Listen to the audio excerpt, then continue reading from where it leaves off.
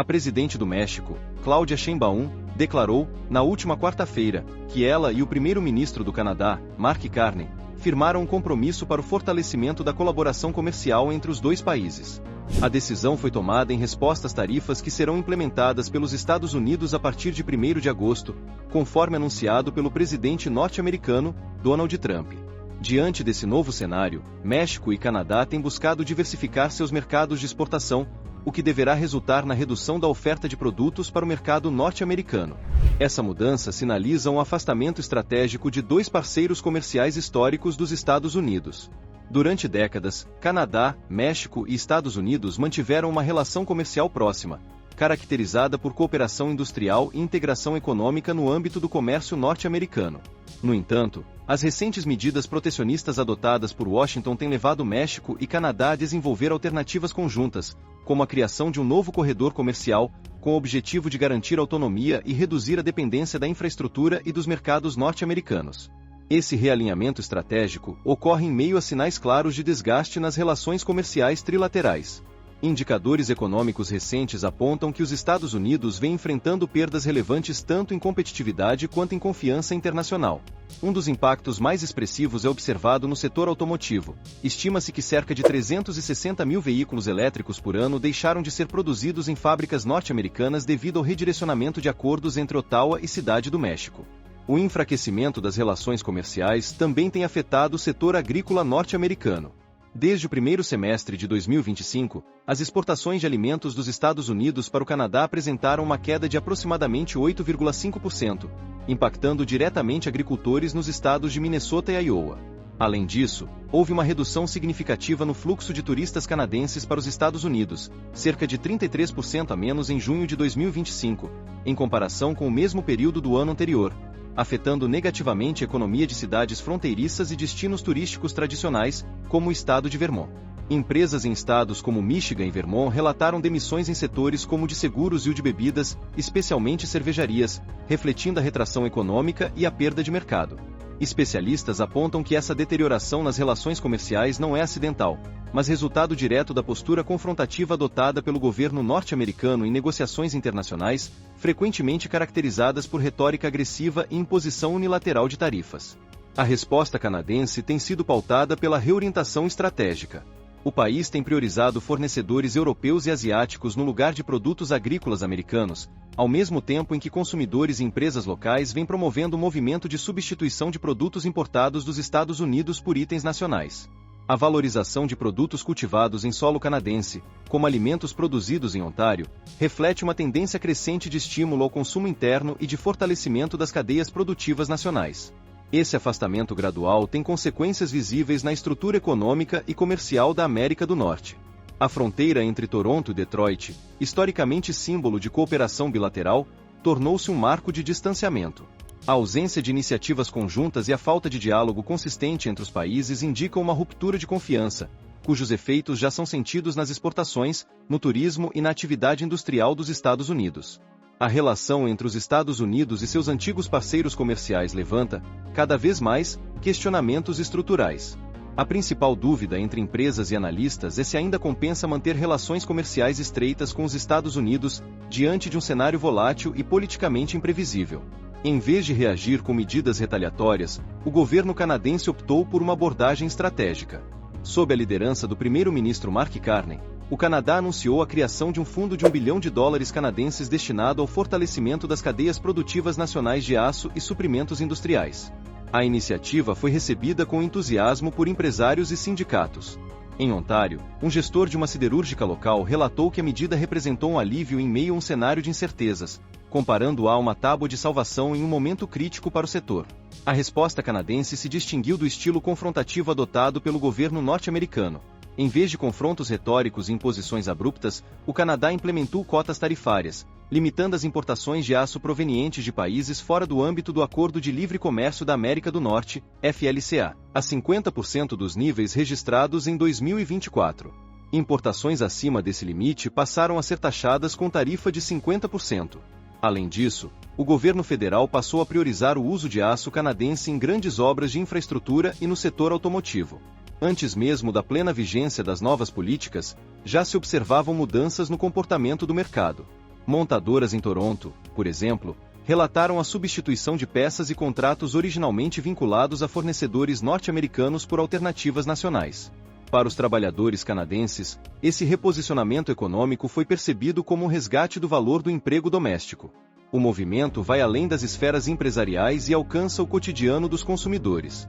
Supermercados passaram a adotar estratégias de substituição de produtos, trocando discretamente carnes e alimentos agrícolas provenientes dos Estados Unidos por itens de origem canadense.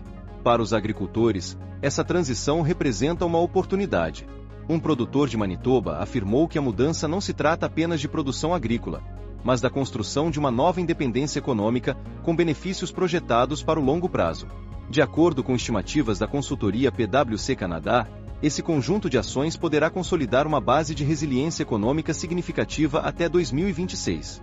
As projeções indicam que, ao investir em infraestrutura, autossuficiência e na redução de barreiras comerciais interprovinciais, o Canadá poderá se posicionar como novo polo de excelência da América do Norte, especialmente nos setores de aço de baixa emissão e na cadeia de fornecimento de veículos elétricos. Esse cenário contrasta fortemente com a atual postura do governo norte-americano, que segue concentrado na arrecadação de tarifas. Enquanto os Estados Unidos celebram os ganhos fiscais imediatos, o Canadá trabalha de forma silenciosa e estratégica, redesenhando suas cadeias produtivas para minimizar vulnerabilidades diante das oscilações políticas de Washington.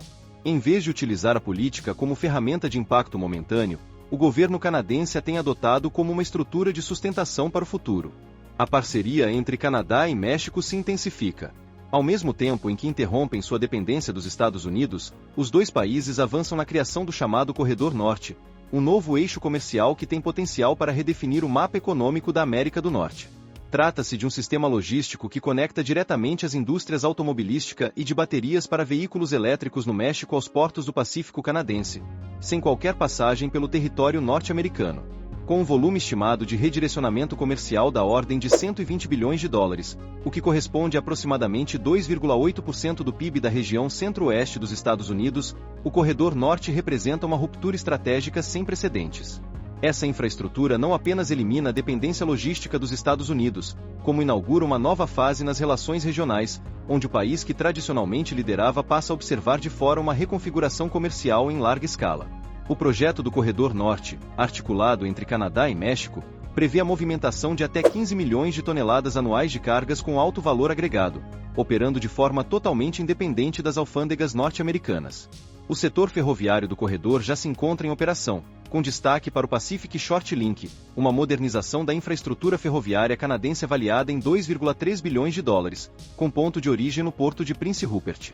Essa via permite o transporte direto de mercadorias entre os dois países, contornando centros logísticos norte-americanos, como Buffalo, no estado de Nova York.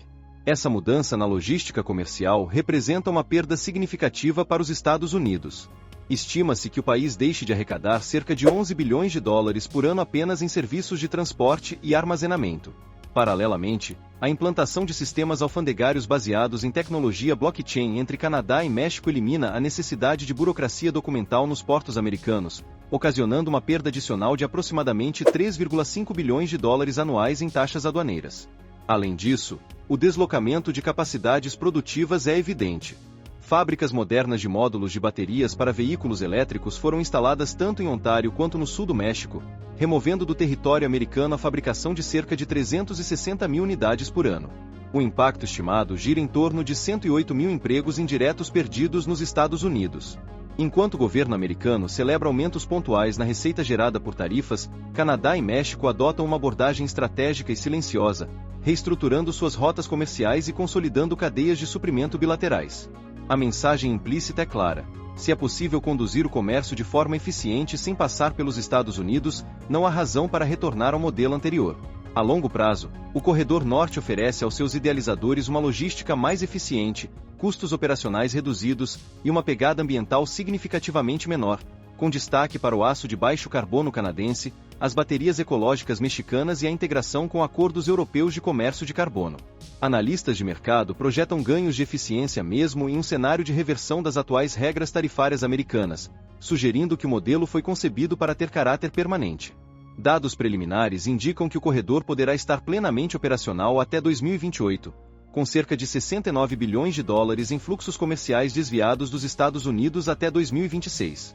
Trata-se não apenas de evitar tarifas americanas, mas de construir uma alternativa autônoma e sustentável de integração continental. Nesse novo contexto, os Estados Unidos correm o risco de se tornarem coadjuvantes em um mapa comercial que está sendo redesenhado. Em vez de ocuparem posição central no comércio da América do Norte, poderão ser deslocados para as margens. Caso o corredor funcione sem a participação de Washington, sua consolidação poderá tornar-se irreversível. Os efeitos econômicos já começam a se manifestar. A inflação anual registrou alta de 2,7% em junho, superando os 2,4% anteriores. Em regiões industriais como Michigan, Kentucky e Ohio, fábricas da Ford e da General Motors interromperam ou reduziram suas operações não devido a férias programadas, mas por escassez de peças críticas, como ímãs de terras raras indispensáveis à produção de veículos elétricos. O impacto é duplo. Os consumidores enfrentam preços mais altos, enquanto as indústrias são forçadas a paralisar linhas de produção por falta de insumos. A desorganização das cadeias produtivas coloca em risco milhares de empregos e compromete a competitividade da indústria americana diante do novo arranjo comercial regional. A atual política tarifária dos Estados Unidos tem provocado uma série de efeitos colaterais sobre a própria base industrial do país. Com insumos cada vez mais onerados e cadeias de fornecimento fragmentadas, empresas nacionais enfrentam dificuldades para manter a produção. O discurso de que tarifas trariam empregos de volta começa a se desfazer diante de paralisações em montadoras como Ford e General Motors, que chegaram a adiar planos de fabricação de baterias para veículos elétricos devido aos custos e à instabilidade no fornecimento. Em diversas cidades do centro-oeste americano, onde o Made in Detroit antes simbolizava orgulho nacional, cresce a sensação de frustração entre trabalhadores e aposentados. Não se trata apenas da concorrência estrangeira, mas de uma política econômica que encareceu produtos essenciais como alimentos, combustíveis e eletricidade, ao mesmo tempo em que não conseguiu preservar empregos industriais. A arrecadação tarifária federal pode alcançar cifras bilionárias, mas a realidade cotidiana inclui linhas de montagem paradas, contratos perdidos e demissões em massa. Essa realidade levanta uma pergunta incômoda. Se o objetivo era proteger a indústria nacional, por que as fábricas estão silenciosas e os custos de vida dispararam? O impacto dessas medidas vai além da esfera econômica e reverbera politicamente nas comunidades afetadas. Enquanto isso, os aliados tradicionais dos Estados Unidos sinalizam um distanciamento crescente.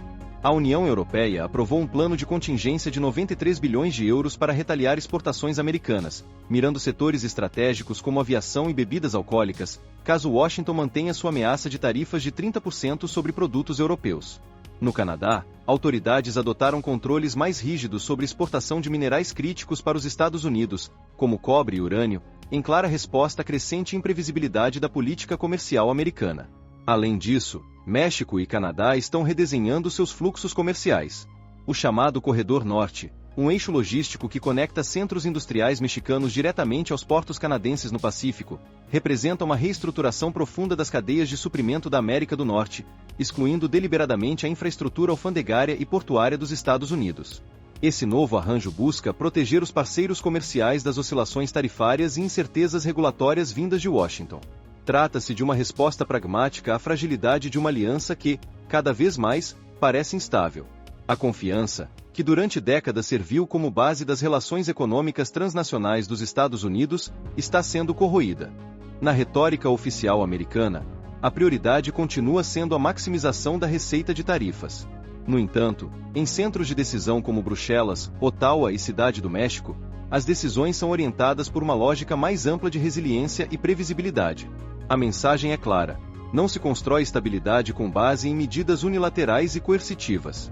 Assim, os Estados Unidos, que já ocuparam um papel central nas rotas comerciais do continente, agora correm o risco de se tornarem coadjuvantes em um novo modelo que privilegia acordos sustentáveis entre parceiros confiáveis.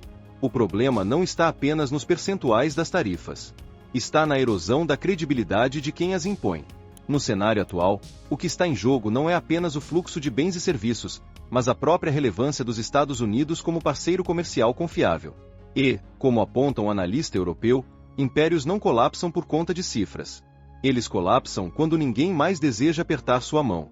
E você, o que pensa sobre isso? Deixe sua opinião nos comentários.